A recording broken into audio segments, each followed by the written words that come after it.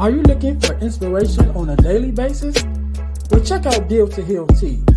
With our inspirational teas, you're sure to find something that will inspire you. Just go to dealtohealteas.myshopify.com. That's Deal to Heal Teas. Put some inspiration in your situation. Wear inspirational tea and be inspired all day. That's Deal to Heal Teas at dealtohealteas.myshopify.com.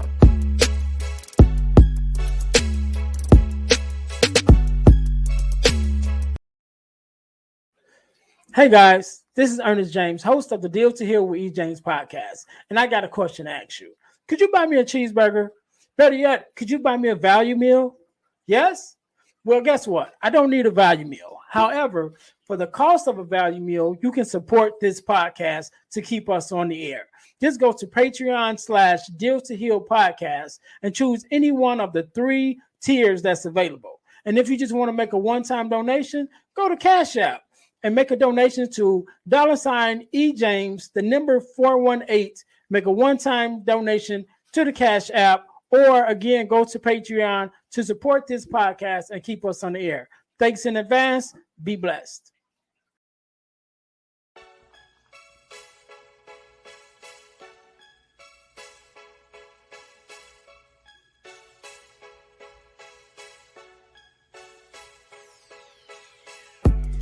Welcome to Deal to Heal with E. James podcast.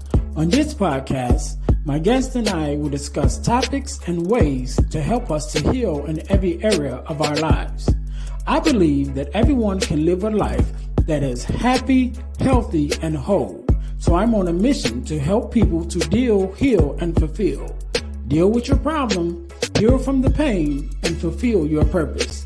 Thanks for tuning in. Let's get to it. Welcome to the Deal to Heal with E. James podcast. I am your host, Earnest James, and I believe that everyone can and should live a life that is whole, healed, and healthy.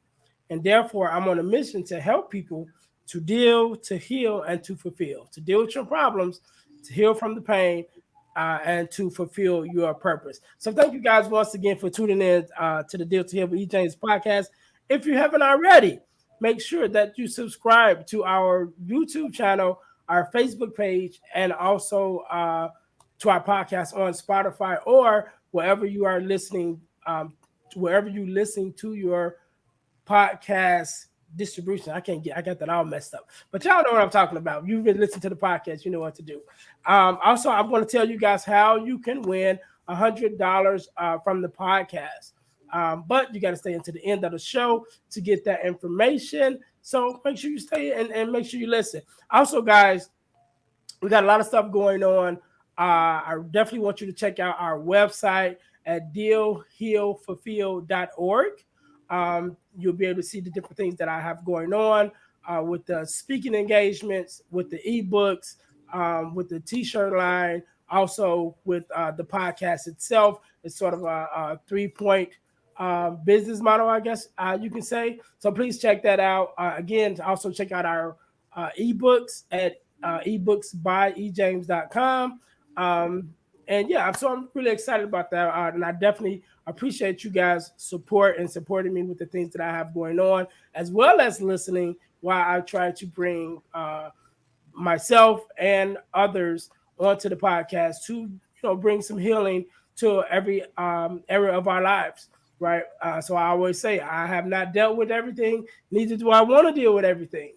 And so I can bring myself for the things that I have dealt with, but I bring on other people who have dealt with some things that I haven't to be able to help us to get through those situations. So today, just like any other day, we are blessed with a guest, Miss Markita. I can't even say your name. Markita Renee. How you doing? Hello, Ernest. That's okay. Look, hey, you got it right though. Thank you, Ernest, for having me on your podcast. It is such an honor to be with you here tonight. So yeah, I'm excited. Good. So first of all, let me say thank you for being on because you could have been anywhere, but you are here with me and my listeners. So I definitely appreciate it. I want you to know that. To the listeners, just in case you know, so I'm just going to put it out there. I'm not feeling my best, right? So I'm sort of like Jordan in the in the flu game, right? So I, I told Markita, we're gonna try to get through this. I'm trying not to cough and blow my nose doing the doing the interview, but I'm not feeling my best. But Oh, we got to keep pushing, right? We got to keep bringing you these amazing conversations of healing and deliverance and fulfillment to help you get through what you're getting through. And so, if I can fight through what I'm going through right now, maybe it just be a little inspiration to you guys that are listening that, life goes on and there are going to be some situations that make our jobs or our visions, the things that we want to do, makes it a little harder. mm. But we got to push through it. We got to push through it. So tonight I am going to be your example of that because I'm going to push through this interview and we can go get it going. So, Miss Marquita, do me a favor. Let's get started. The first thing I want you to do, introduce yourself to our listeners and tell who you are and what it is exactly that you do. Yes, yes. So, hi everyone. I am Markita Renee. I am a motivational speaker, a recovery coach, and a facilitator. I have been through a lot in my life, and I think just as much as what Ernest is doing, I think that this is so, so, so important to have these conversations, especially these uncomfortable conversations, and let people see that if through my story or whomever else's story, that if we can overcome that hurdle, that hurricane, so can you. So I'm just here tonight to really just share and be transparent on my journey and how I went from broke, busted, and disgusted to pretty much healed and blessed. So I am just excited to be here, and I owe it all to that man upstairs. So, yeah. Okay, okay. So let's jump right in it. Because you said one of the things, sharing your story, and so let's go back to Marquita. The old you, right before you became the person who you are now. So what was it, or what were you going through at that time? I know we're going to get into it. You know, talking about addiction and things of that nature. So I definitely want to hear about that journey, but who were you even before that, and what led you into the things that you got into, and then eventually getting to the point, the place where you're at now, where you're Mhm. able to talk about it and help to have these conversations to bring hope and a ray of light to those who may be going through it right now. So tell us a little bit about that journey of Sure. who you were and how you got to where you are now. Sure. You know what? I really love transformation journeys. I am a huge, I just want to throw this out here. I am like a huge documentary guru. So I just love seeing how people, especially people of color, came from nothing and overcame all of their barriers. So with that being said, the old version of Marquita, I was the black sheep, you know. Many of us have that black sheep in the family, right? To where you just never fit in. And that was me always growing up. I've always been kind of the, if you want to say, the outcast and the outgoing, outspoken, very athletic. I played sports all through, middle, high school, and college. So I was very just, I stayed in my own lane pretty much, but I was very rough around the edges, if you want to say. And that had to do with, growing up, I was the middle child. So being the middle child of, two siblings, sisters, both sisters, and feeling like I had to be the protector, right? So, you go through Marquita to get to my sisters because Marquita wasn't having it. So we didn't have brothers. So I felt like that was my job to be, the protector. And I came a point in my life where I was really needing my mother's love. My mother had us very young. She had my sister at 14, me at 19, and my younger sister at 22. So she was a kid herself, trying to raise three girls. Um, and her and my dad split up when I was really, really young. They were only married for like 6 years. So just seeing her at a young age, trying her best at that time. We are from a small town of Tulsa, Oklahoma. So if you all are familiar with the 1921 race riot, that's my hometown. So growing up there and really just trying to figure out life with being the outcast, you know, m- my mother wasn't that given that TLC, if you want to say, right? Mhm. So I never really experienced that love and that affection and any of those things that I really didn't even know that's what I needed, right? Because I was a kid, so I kind of just figured that was the normal way of living. She was always gifting, right? So she made sure she lavished her girls with gifts. For Christmas, I had whatever you wanted, basketball goals and the new sneakers and whatever I wanted. But something was missing, and it was pretty much when my mother got physically abused, right, and that kind of shifted. I think that shifted our relationship. That shifted her just as a woman because Mhm. she was abused in front of her children, Mhm. and that's what led us leaving our hometown and moving to Atlanta, Georgia. So we tried to, she was running, she was escaping from this abusive relationship.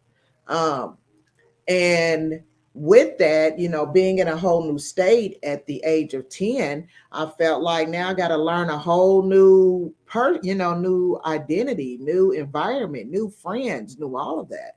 Mhm. In Atlanta back in the 90s, it was rough. Mhm. uh, but my mother always tried to make sure we stayed in a middle class neighborhood, right? But me being who I was needing that attention. So I would be rebellious. I was that rebellious teen. I'm just like, okay, you don't want to give me no love and no affection. I'm gonna try to figure it out and act out. And I thought that would get my mother's attention. So my middle and high school years, or I'll say middle, was very, very tough for me because I was really just lost, really wanting that love, and I was always in trouble, right? Always kicked out of school, always fighting, always doing these things. And I was always told I wouldn't be nothing, I wouldn't amount to anything, all of these just negative things that my family would always tell me. So at some point I started to believe that, right? So I'm like, well, maybe it's true. Maybe I won't amount to anything. But deep down in my spirit, I knew that was a lie. I'm like, I'm way more than that. I'm way more than what people are projecting me to be. So to get me out of trouble, my mother had to leave because I had caught a case um, at a very young age, at 14 years old. And she was just like looking at it in a sense that you're going to be either dead or in jail the way I was going. And so we left Atlanta and moved back to Tulsa. So my high school, I thought I was pretty, very, very popular because I played basketball and I ran track. So that all led me kind of to shift my perspective just a little bit. But through high school, I was still hurt. I never healed from Mhm. all of the things that family members were saying to me. So I never healed. So all of that pain kind of was buried down, right? You know, so high school, I found, my first love, and I'm just head over heels. That's when I'm just like, oh, and everybody knew us, everybody knew who we were, and that's kind of where I was trying to find my identity. didn't even have any people around me to help me understand my identity or just me understand myself as a young woman. So I'm just watching other people around me, not knowing if they are good examples or not. Um, Leading to college, college is kind of what shifted after I graduated high school and college. And I'm just still kind of like, I want a kid. I want a kid to, because I wanted to feel loved. I'm like, nobody's ever said they love me. I don't even know what love feels like because I've never seen love, like genuine love. So I thought me having a child would fix that, right? And Right. it wasn't something that I was going out to look for. I'm just like, if it happens, it happens. My freshman year in college, I had a blast. I went to an all black university, Langston University, and I had a blast, right? So it was kind of like I'm becoming a young adult. I was 19 years old, finally living on my own. And I felt like I had always lived on my own because I've had to do on my own since 12, 13 years old. Um, so freshman year was great. Then my sophomore year in college came and met this guy that was from California. He was from South Central LA. And I just thought his swag was everything. I'm like, oh, something about this Cali boy is just, I'm loving it. And whew, Lord and behold, that ended up being the biggest mistake of my life. Got pregnant. And when I got pregnant, I didn't even know I was pregnant, right? So I just thought I was really, really sick. And I had someone take me to the ER, and she was like, "Oh, congratulations! There's your baby's heartbeat." And I'm like, "What?" I'm in my sophomore in college. Like, wait a minute. When I said I wanted to possibly have a baby, I didn't mean like Right. college, right? So I'm like, it is what it is. I told him, and he immediately was like, "Get an abortion. I don't want it. I'm too young. I don't want it. And I still got a life to live. I'm from Cali." And he was just really cocky. He had a really cocky demeanor. So I had my child without him. And I was 21. So being a single parent mother, it was rough. It was very, very rough. So 21, I'm trying to, take care of my child on top of trying to work and pay for daycare and do all these things as single parents do to make sure we survive. And it was very, very hard. I had to stay in the hood. Um, and it was just, I mean, even though I could survive through anything, right? Because that was just my mentality. It's like I could survive. I'm a survivor for real, for real. So living in the hood was no issue, but it was just kind of like I started to see that I'm tired of this. Like, but I couldn't go nowhere else because that was the environment that I could only afford, right? Like I could not afford to go pay rent for $700-800 at that moment of time until I found a new job. So around this time, this was 2003. No, 3305. My son was born in 2005. Um, so for like the 4 years, it was just rough. But I made it through. I made it through, but I was starting to.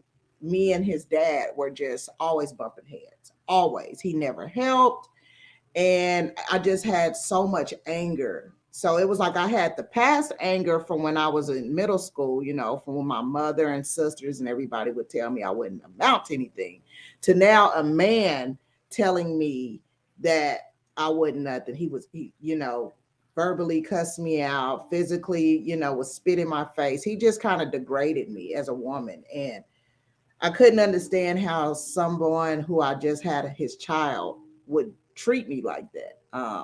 And that whole time, I ended up finding out he was cheating on me. So while I was taking care of his baby and all of this, he was back at school having the time of his life, and he was, cheating on me. So that built up anger, right? Just resentment. And I'm just like, this, like, you know what? Like, how could you, like, I need help. Like, you're not helping me. So that all of those emotions and feelings and all of this kind of created this woman of anger. You know what I'm saying? Just like I had this chip on my shoulder, and anybody who said something, I'm going off. Like, you gotta, because I felt like I was always being attacked, right? I felt like people, even family, I just never felt understood, and I never felt loved or appreciated. So I felt like I always had to prove myself. Like, like, I got to prove this, I got to do this. And until it turned into my life transitioning into the second phase of what we're going to speak about, which is addiction. So that's the old version and how all of that kind of transfer and led up. Okay. So now we're following the story. Well, first of all, let me go back a little bit because I want to talk about just briefly, just addressing the uh, the effect that our families have on us sometimes.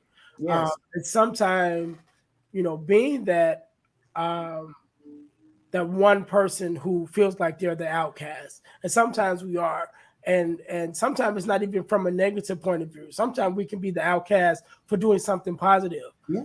Sometimes we could be the outcast because we're the one who wants to break the cycle. We're the one who wants to get out the hood. We're the one that wants to build something, build some legacy, Right. and then we may be looked at or outcasted from the family because now it's like, oh, you think you're better than us, and that whole thing. And so it kind of can go either way, Right. but either way that it goes, or the anger that it comes from, it still plays a part on our psyche and a part of how we view ourselves, because our families is supposed to be the first people who love us, the first Exactly. people who accept us, the first people who support us, right? Because they know us better than anyone, Mhm. right? And unfortunately, sometimes it's those same people in those same relationships that do the opposite. Yeah. Sometimes they tear us down and, again, adding to our view of ourselves and making us look at ourselves and not visualize our own Right. self-worth, Yeah. right? And so we go through this journey, or you go through this journey, and then you find yourself now um, where you're transitioning to the next phase of your life. And so, how was that? Um, or should I say, first of all, why was it that you saw a substance, which whatever substance of choice it was for you? I'll let you explain that. But why was it that you saw the substance maybe as a way to help or a way out? I don't know. I'll let you address that, and then you know what did you think it would help you to become, and then what actually did it become for you to the point that now it was probably more destructive than it was helping. Great question, Ernest. And I have no issue sharing what my choice of substance was. So my son was 4 at the time when I met my daughter's dad. And so it was kind of like I went from one relationship to a entirely different relationship. And I was really starting to lose sight of myself and who this woman was in the mirror. And when you first get in a relationship, you already know it's all good, and you got the butterflies and all that. Well, that wasn't me at first with with my daughter's dad. Like, I should have knew then that I was just headed down destruction. But it was kind of like when someone is so persistent and consistent with wanting to date you, you're just like, oh, the hell with it. Let's just, okay. So that's what ended up happening. And so I ended up getting pregnant with him, with my daughter in 2009. And me and him were living together. And I didn't know at the time, but my son, he was being really mean to my son, which wasn't, of course, his. And so when I had my daughter, I was given pain medications for the pain, because I just gave birth, and that's what they give a mother after they give birth, to help with the pain. And so that was the first time I had experienced taking a Percocet. And the first time I took it, it was just like that euphoric feeling. Like, honestly, it was kind of like this whole energy of just sensation went in through my entire body, and it felt so good. And I was floating. I mean, I was like high as a kite, because that was the first time I ever took any type of medication like that. So I was prescribed, the medication, and after I took the as prescribed by the doctor, I wanted that feeling every day, because what I began to notice is that it made me happy. I began to just be social, and I just felt free, and I just felt like loving myself, in the sense of, why does this little pill make me feel so happy? Like, why am I so happy? And that's what it was. I was just always happy. I didn't even care if my house was, the kids had stuff everywhere. I was cleaning, because that's what it made me do. I was always cleaning, and just always, which turned into, I started smoking Black and Milds in college. So when I got pregnant, of course I could stop, because that was never me to be a mother to smoke with a baby in me. So when I had my children, of course I picked it right back up, like, I'm smoking. And then when I had the pills, that just enhanced it. So I was running through Black and Milds. That was my choice of smoke. I was running through Black and Milds like it wasn't no tomorrow. So I'm smoking, popping pills, smoking, popping pills. And that pill led me into learning how to connect with street pharmacy. And hopefully people, listeners, know exactly what I mean by that. Just read between the lines, Mhm. with understanding what that means. Because at that time, it wasn't even an addiction, right? It was just, at least that's what I did. Because back then it was not even known to, doctors wouldn't even explain it in the way of, now this can be very addictive. So they were giving prescriptions out left and right. Like, it was like getting us, I used to get 180 script of pain medications. And 180, who needs that many, right? Like, what in the hell? But because I thought it was legal, I'm like, like any person who's never been properly educated on medication, we're going to assume it's cool because our doctor gave it to us. You know what I'm saying? Like, I ain't got no addiction. My doctor obviously thinks I need it. So can't nobody tell me nothing. And that's what my mindset was. So for 9 years, that's all I did was pop pills, smoke, and now I started drinking. And my daughter's dad, he was very manipulative, narcissistic man. And I really, really despise, I didn't like I really disliked my son's dad. But my daughter's dad, he kind of put the icing on the cake with why I wanted to just stay medicated, right? So I lost my job in 2013. And with me losing my job, and he didn't really work. He used to just sit and play video games all damn day.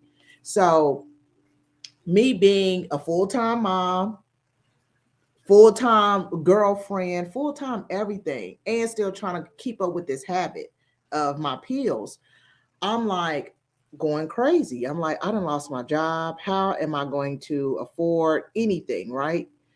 So that's when I started pawning stuff. Like, everything in my house that was pawnable, if that's even a word, it was Mhm. getting pawned. I'm like, I didn't care, right?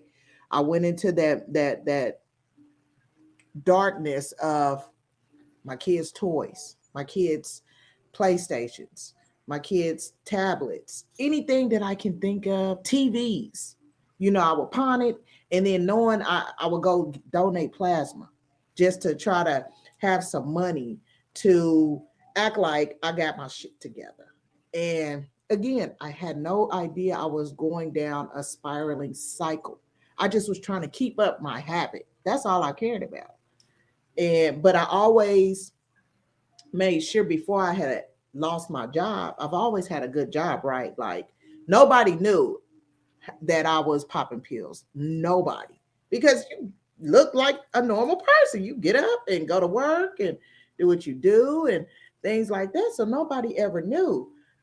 So how it kind of came out was my daughter's dad, he was always a jealous person. He always had a jealous spirit. So even though I like income tax time would come, he was one of those who expected me to give him and go buy him stuff like I did my kids. And he would get really, really upset that I would come home and not have anything for him. And I used to be like, who does that? Like, how are you mad? Because this is my money. And these are you don't help me take care of your kids, including your own daughter. So my love for him was starting to diminish. And we had by then been together 6 years. And I was just like, why am I with him? And so the addiction, the habit just got worse and worse because I was really just trying to hide the pain and I didn't want to deal with just not feeling loved. Like all I wanted to have was that love from somebody. I'm like, I just want to be loved. Like, what is it about me? So I started questioning myself. Mm-hmm. What is it about me that I can't be loved? I'm like, I feel like I'm an attractive woman. Like I have a car, I have a nice house, you know, I know how to cook. You know, I'm questioning all of these things about who I am. And I could never find the answer. So my pills was my answer because my pills blocked out all of the questions I was asking, right? It was just like, okay, I'm in love. I'm in love with this because it loves me back. It ain't talking noise. It ain't putting me down. It ain't doing none of that. It's making me feel good because I didn't know how to feel good from nobody else. So with me having that type of mindset, you know, the job that got let go of, it was because the company downsized. So when that happened, this was the first time I reached out to my son's dad and I'm like, I can't, can you just help me take care? Can you just take him for a couple months until I get back on my feet, right? But at that time, my son was 10 and I should have knew that was the wrong decision to do. Um, so he agreed and remind you, this man ain't been in his son's life in 10 years. But for some reason during this time, he was so open and willing. And of course, yes, he'd been on child support since he was a newborn. So his child support had racked up by then. It was like $17,000. Me, I'm not thinking that that's any reason for him to be like, I mean, because again, I couldn't think clearly. I'm under the influence every day, right? I'm just Mm-hmm. zooted every day. When I wasn't zooted, I was sick. So that's when I started experiencing withdrawals. And I'm like, what the hell is this? Like I was very, very, very ill. For the first time, that's when I found out it was withdrawals. And I because I didn't want that feeling, I'm like, I have to now keep this habit up. Like I don't want to be sick. Like that was horrible. So, you know, he agreed. I end up letting him come get our son. And I was like, the agreement is for you to let just until I get on my feet.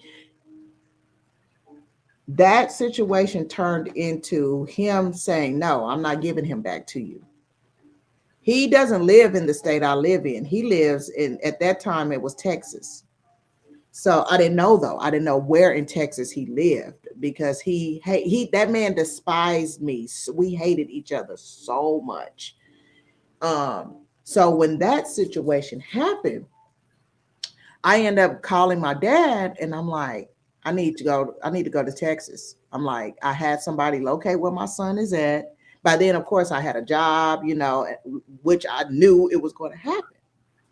And I'm like, I need somebody to go with me just in case it just turns out to be to the left. Like his daddy wants to jump on me, attack me. I need you. So my dad was like, yeah, let's ride. Like, I'm making sure my baby girl got me by her side. So we get to Texas. I go to the school where I knew my son was at, got him and left. Soon as I pulled out the parking lot, I guess the school had contacted dad and was like, just let you know, mom just picked him up. And so he calling me. I'm already on the highway back to Oklahoma. He blowing my phone up. You be this. I'm coming to get you. I'm kicking in your door. I'm coming to get my son. And I didn't think nothing of it. I'm like, yeah, boy, you ain't about to drive down here to come get him. Boy, bye. That was on February 13th, 2014. At midnight, he came to my door to try to kick it in. It was February 14th. So as he's trying to kick in my door, I had to call the police. The whole block was filled with police. Like, I have never seen that many police for one person. But at that time, I didn't give a damn. Take his to jail because he is not coming to get my son. So that situation happened. My daughter's dad is in the house. Do you think he got up to help or do anything? No. His scary ass was laying in the bed like that. Ain't got nothing to do with me. That's between you and your baby daddy. Da da da da da. I'm like, you weak. I mean, I called I called him every name in the book. And that situation led me to going to the court the very next day to file a protective order. And I thought that protective order would be all I needed to secure that he couldn't come anywhere near me or my son. I was wrong.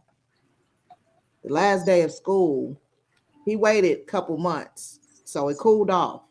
The last day of school, of 2014, I'm like, I'm gonna go pick my kids up early from school so we can just go celebrate. School is over with, out for the summer. Go to my son's school. Principal was like, he's not here. His dad came in with a court order, and we had to let him go because the school, of course, had the protective order from me. But she said this order that he had overrided my order. So they let him go. This is 2022. I have not seen my son in 7 years. So with that situation, when that happened in 2014, I fell into a very, very deep depression. As a mother who had a son had both of her kids one day and then wake the next day, and it's kind of like you only gave birth to one child. I kind of went into a whole dark hole, and that dark hole just kept me into my addiction more, right? So that I wouldn't wish that pain on any mother, on any parent at all, right? And yes, people might be, who's listening, like, well, did she try to go get him? Yes, of course. I made many attempts to go to Texas. He would call the police. He would make it threats. He would make it seem like I was, an abusive mother. So the police would told me if I ever showed up to his residence, I would be arrested. So he flipped the script on me, ended up putting me on child support. I've been paying child support since 2014. And that child support that I had, I'm still not getting any back pay. So what ended up happening was 2015, that year after that happened, I moved to Oklahoma City. And that's about an hour away from where Tulsa is, right? And I moved and I'm just like, okay, I'm gonna try to start fresh, right? I'm just like, I just need to start fresh. The house I was living in, the landlord was going in foreclosure. So it was like everything was happening back to back to back for me, right? And I was just like, damn, am I going to catch a break? Like, I am like, Lord, please help me because I am just exhausted. I want to give up. And moved to Oklahoma City, ended up getting robbed. Got robbed twice. One time on my daughter's birthday, and another time while I was at work. And I knew the people who robbed me. So me being who I am, I wasn't about to allow that. And I didn't have no family in Oklahoma. Well, I had my sisters, but by then they stopped communicating with me. I couldn't figure out why, right? I'm like, why? Like we've always said when we became adults that we wanted to all live in the same city and have our kids grow up. So it finally, that opportunity finally had came, but I couldn't figure out why they turned their backs on me, right? So once I got robbed and all these things was happening, that kind of turned me into a savage. I was like, okay, see, I'm tired of people taking advantage of me. I'm tired of allowing my kindness to be, people taking my kindness for weakness. By then, I was still taking pills, but drinking was kind of more heavy. And, I really just turned into a savage mother. I was just like, I wish somebody would.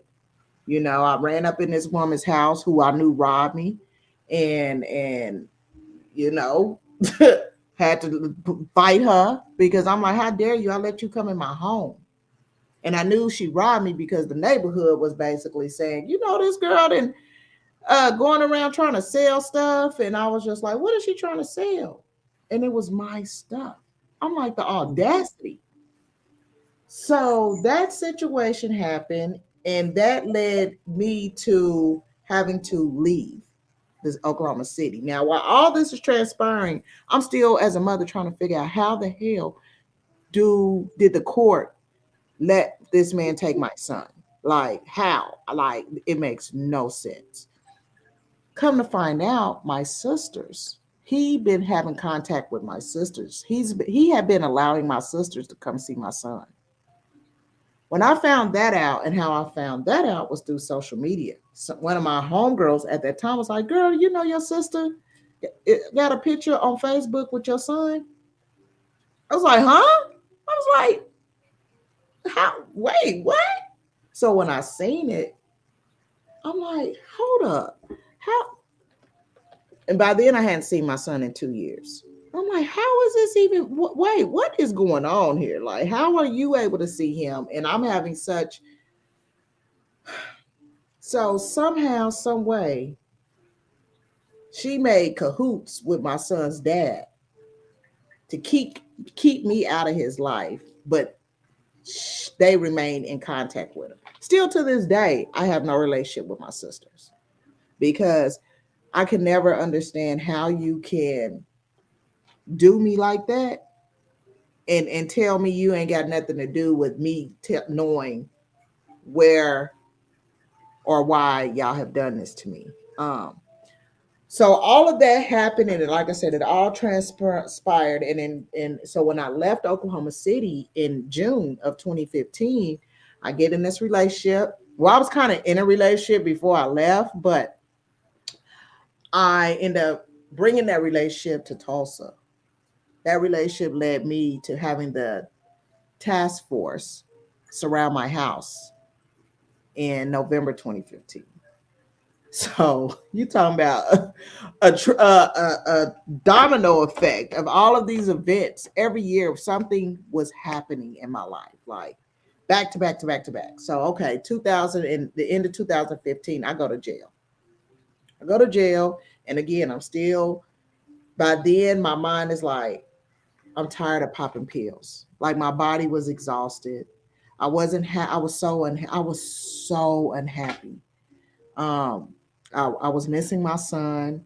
I felt just lost. I felt hopeless. I just felt like running my car off the highway. That would just take away all my pain. But then I stopped and thought about my daughter and my son.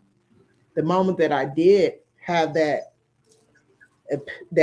thought of going off the highway, it was like I was driving over the highway and the bridge was coming up, and I just was like, just Markita, just rev off to the right, just go to the right, go to the right.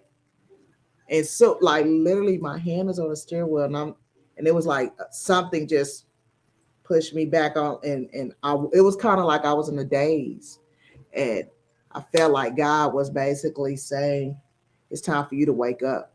It's time for you to get your life together. So when I went to jail, that's when my transition of getting my life together started.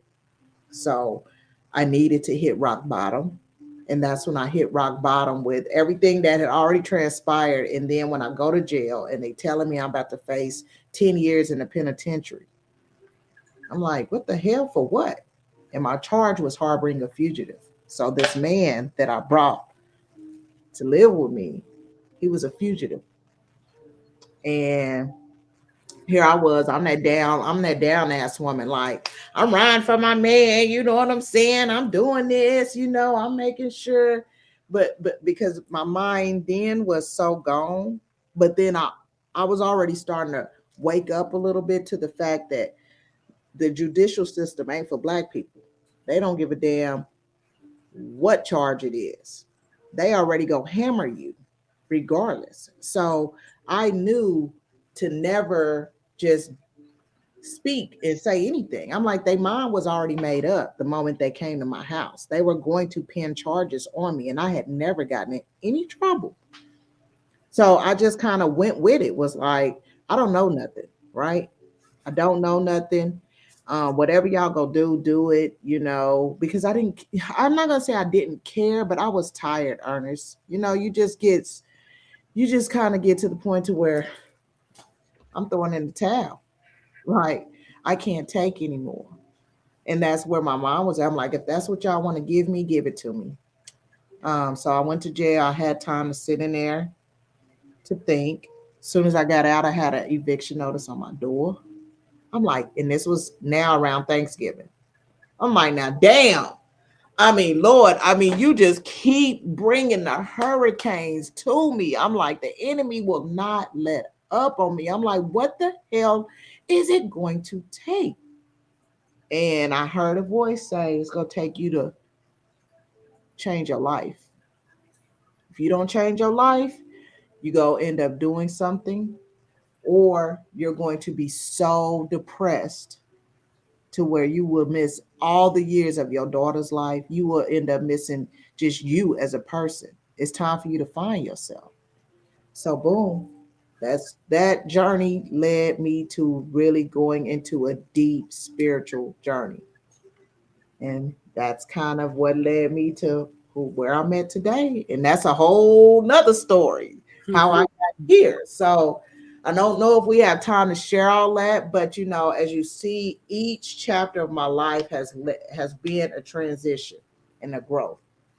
And that growth has led me to fully turning my life around, fully moving. I had to relocate and get the hell away from my home state. I had to get as far away. So I ended up taking a plea deal. So I didn't have to do jail time. So that plea deal, I couldn't leave the state. I couldn't do nothing. I was homeless. So, when I was evicted, I was homeless. And the crazy part about it is that I was staying with my mom when all this happened, but my stepdad didn't want me and my daughter there. So they secretly moved. One day I was at work, didn't even know they was moving. Come home, there's nothing there. I called my aunt and I'm like, Amy, she was like, girl, your mama and them didn't tell you that they was moving to an apartment, because they had a house, a huge house. Because he didn't want me there, they downsized to a little bitty apartment. And she said, yeah, they moved. And the fact that they didn't tell you, and this is the same man that she was with in Atlanta. That's what made me act out. That's what made me, because it was something about him that I just never liked. Never. And here we are. I'm an adult now, lost, didn't have no place to call home. At least I thought I could go home to my mom just for a little bit. And then y'all do that to me while I'm at the worst of my life. So I ended up having to go stay at a shelter. Never stayed in a shelter ever in my life. That was a very, very eye-opening experience, to actually be in a shelter knowing that my mother and stepdad didn't want me there. Do you know how that felt? That felt like going back to my childhood, like I'm not wanted. Nobody gives a damn. And that gave me the strength to say, you know what? I'm done. Forget everybody. I don't want to be around nobody. I could start cutting everybody out of my life. And from 2015, the end of 2015 through 2018, I was homeless. So for 3 years, I didn't have a place to call home. Sleeping on blow up beds, sleeping on the floor, trying to make sure my daughter got to school, had a car that, the radiator was messed up. So I had to put water in my car every 2 seconds. It was just rough. And I was like, Lord, I can't. And all he kept saying was, yes, this is building your strength. This is building your character. This is changing you. This is what you need to go through. And I just kept saying, why? Why me?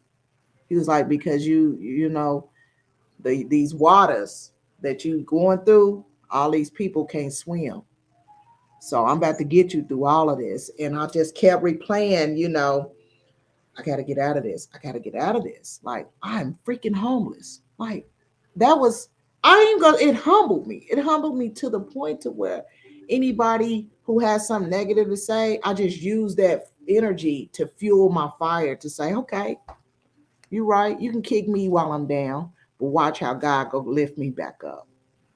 Just keep on throwing dirt on me, keep throwing stones at me, keep doing it. My sisters was steady, going to go see my son without my behind my back, and just still so much was happening. And I just was looking at them pills and liquor, and I said, I don't want no more. But it took me leaving. I had to get out of that environment to fully heal.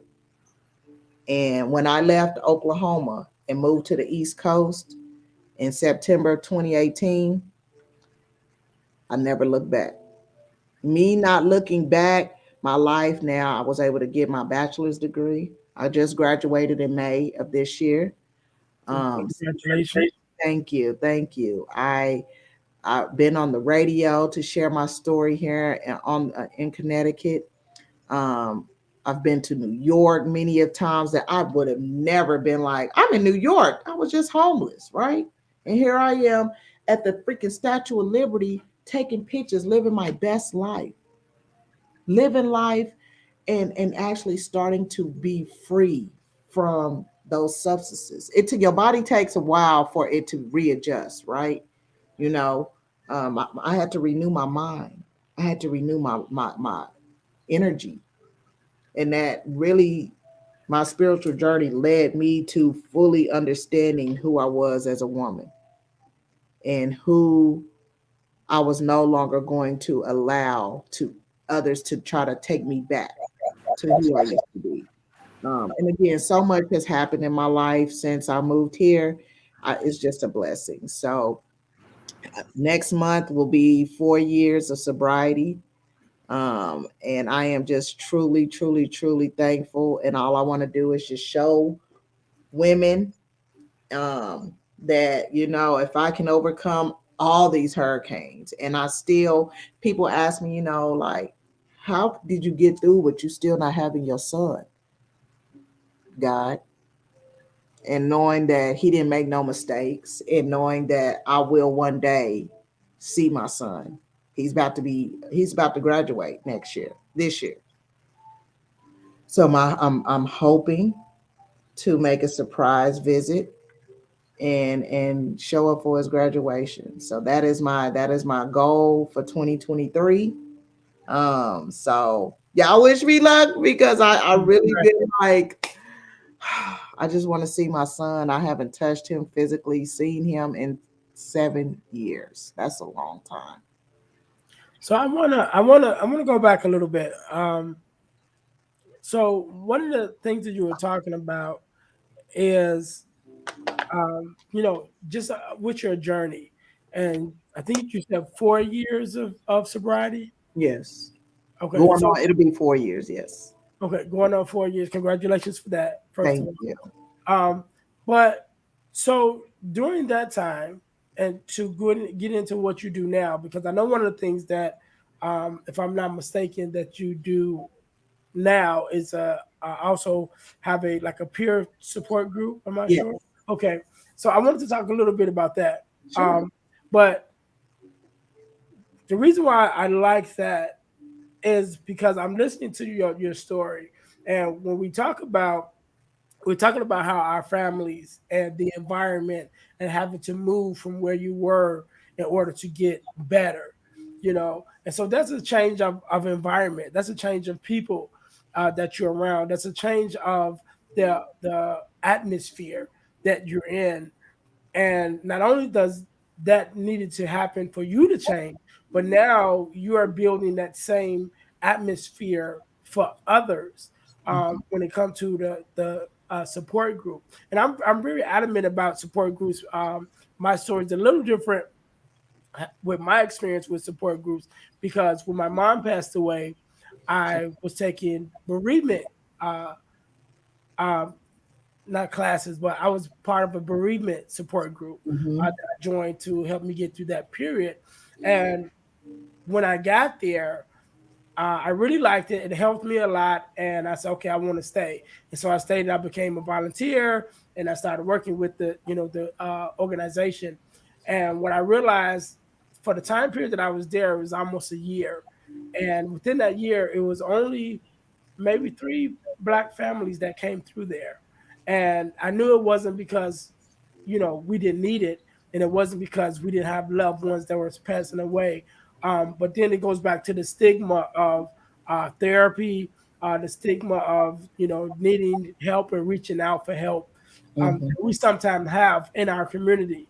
And so I'm always grateful when people like yourself begin to, and even me. So one of the things that I did when I left there is I started a nonprofit organization, which um, gave support help for people that was going through bereavement, Mm-hmm. particularly in our communities, um, because I know that we needed it. So talk to me a little bit about the support group, how that came about, and even the workings of it, and how you offer it now.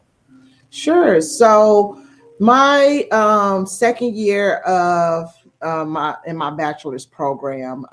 So my degree is in psychology with a minor in addiction.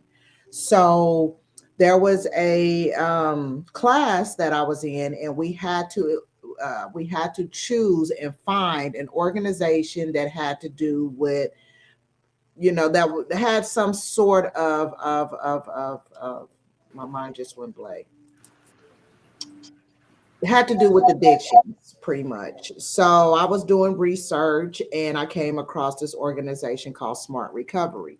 So as I'm doing my research and I needed it for class, I'm like, I just need it for class. But then I started reading and getting more into what they do and what is the purpose, and kind of reading their values and mission and what they believe in, because not every support group or organization have the same. I wanted to find an organization that had the same beliefs I did, which Mhm. is a holistic approach, being able to help others go through recovery without needing that harm reduction tools, meaning medications, and things like that. So I'm like, okay, that was their model pretty much. So I end up going through classes and paying for facilitator classes. And I'm like, you know what? I think I can become a facilitator. I'm like, I don't see why I can't. I'm like, I could just use the tools that has helped me and kind of add that into what their model is. And because they have a 4-point model, which is change and motivation, helping people overcome urges and giving them coping mechanisms. So I'm like, that's good. I'm like, I could just add more to it. And so that's basically what I did. I went to these classes, passed them, and I asked them, could I start my own online support group? And they were like, yes, like we don't have anyone in your area. Like you would be a great fit. So I started doing that, right? I started that in 2021. Well, I'm like, I want to use this and partner with someone. I'm like, there's all these different organizations that, are well known and that could probably use, this information, or I can turn this into a program maybe in my community.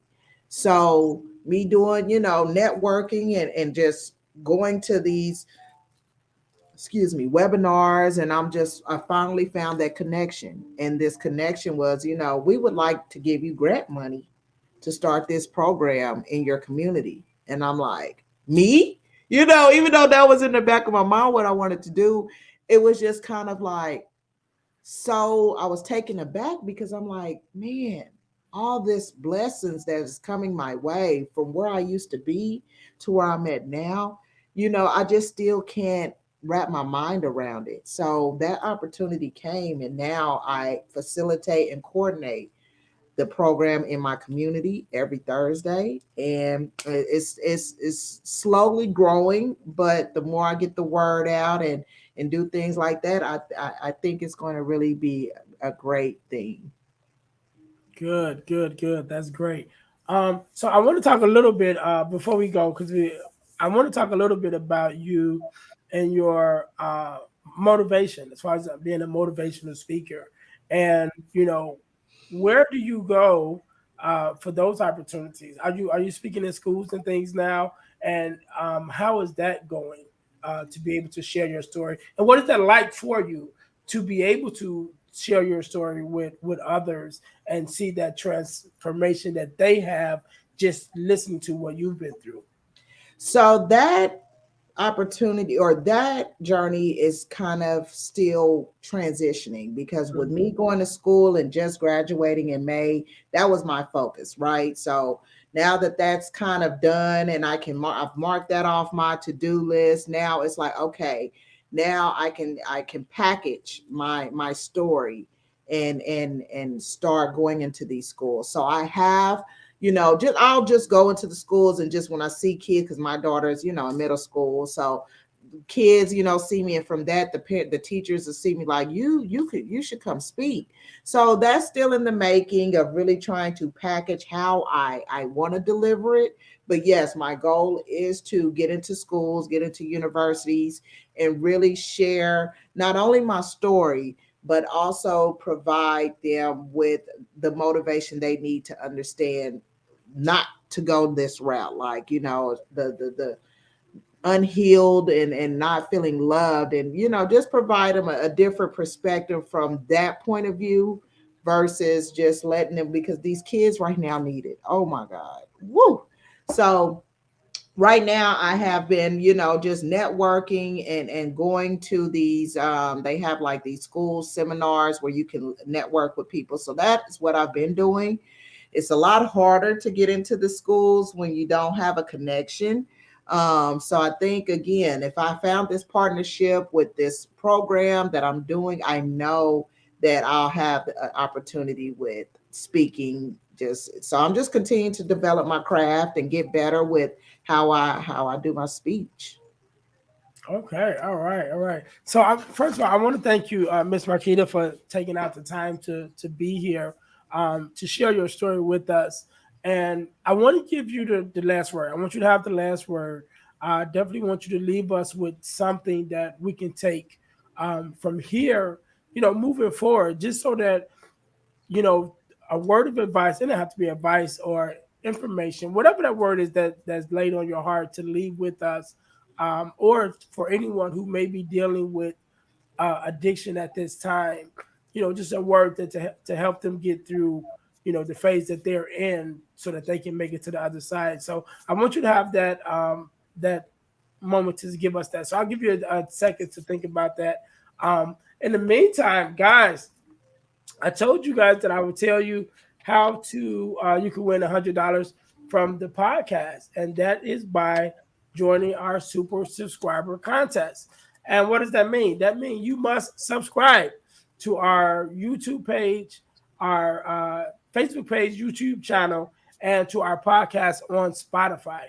And after you've done those three things, you would text the word win, WIN, to the number 866-326-0730 in order to qualify to win $100. So the contest is ongoing and it's random. So once you're in, you're in. You never got to do anything else, you know. And at any time I can put a name and say, "Hey, our next winner will be you," and then you would be notified through the same text as you text the word "win" to. So it's just that easy, guys. You're already watching, you're already listening. So just make sure you enter our super subscriber contest. Again, in order to do that, you must subscribe to our YouTube channel, our Facebook page, and our podcast on Spotify so that you don't miss any episodes for number one. But then after you've done that, you will text the word WIN, WIN, to the number 866-326-0730 to qualify to win $100 from the podcast.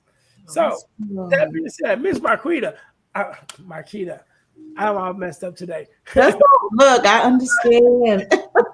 So again, I want to thank you for being on, taking out your time to be here and share your story with us and your journey. So I'm going to allow you to have the last word. Definitely, you leave us with a word of advice, but also share with us any of your social media um, handles and where we can reach out to you, website or anything like that, information that you have, so to make sure that my listeners are able to reach out to you in your area. Definitely let us know what area you're in. And if you're still doing it online, definitely give us that information. But again, I want to thank you for being on. Thank you for taking out your time for being here. Want to make sure I say that. And so I give the floor to you. You got the last word. Well, Ernest, thank you again, seriously, for allowing me to have this space to share my story and share this message to your listeners. I know as people of color, this is a topic that I find so important, and the more awareness that is brought to it, the more of you will begin to understand that recovery is possible. So I would love to leave you all with this. If you can quit for a day, you can quit for a lifetime. A recovery is not easy, but it's damn sure gonna be worth it when you decide to put yourself first and remove and release and become healed from whatever it is that is allowing you to not love yourself. So understand that that is very, very important when it comes to recovery, addiction. It didn't start overnight. And so the shame or guilt or any of that you may be experiencing, those are just emotions. So once you understand how recovery truly works and how going through recovery will save your life, then you will definitely come out a whole better, renewed person. And I want to leave you all with this favorite quote or scripture that's in the Bible that resonated with me, and I hope it resonates with your listeners.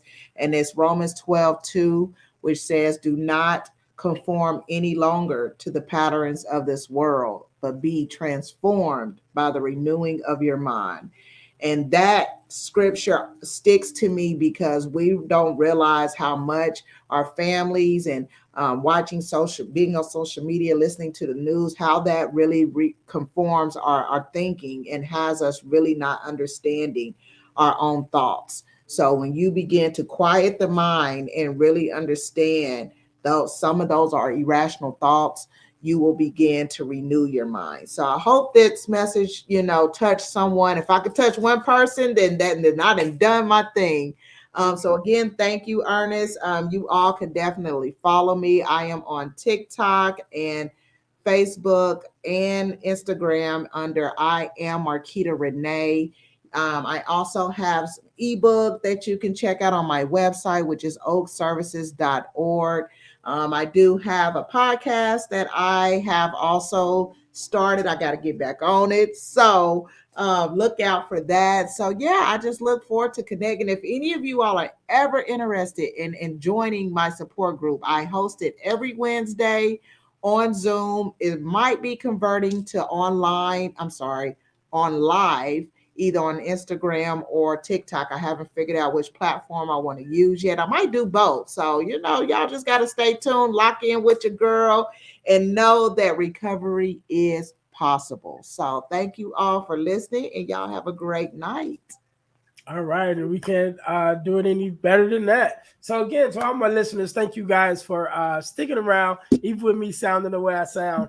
We made it through. I was pressing. I was pressing to get through. I had to cough a couple times to turn my mic off and all of that, but we fought through it. But I thank you guys for definitely for hanging on and listening to the podcast. Again, I am your host, Earnest James, and this is the Deal to Heal with E. James podcast. And our mission is to help us to deal, to heal, and to fulfill, to deal with our problems, to heal from the pain, and to fulfill our purpose. So until next time, guys, until next week, we will see you. Be blessed. Hey guys, I know you're enjoying the podcast. However, don't forget to join our text line at 866-326-0730. That's 866-326-0730 in order to receive text messages with new events and things that is going on and new episodes as they release. All right, see you in a minute. Thanks for listening to the Deal to Heal with E. James podcast. Remember to listen, like, subscribe, and share. This episode has been brought to you by Deal to Heal Teas. Put some inspiration in your situation. Wear an inspirational tea and be inspired all day. Let's go to dealtohealteas.myshopify.com. Remember, our mission is to help you to deal, heal, and fulfill. Deal with your problem, heal from the pain, and fulfill your purpose. Thanks for listening.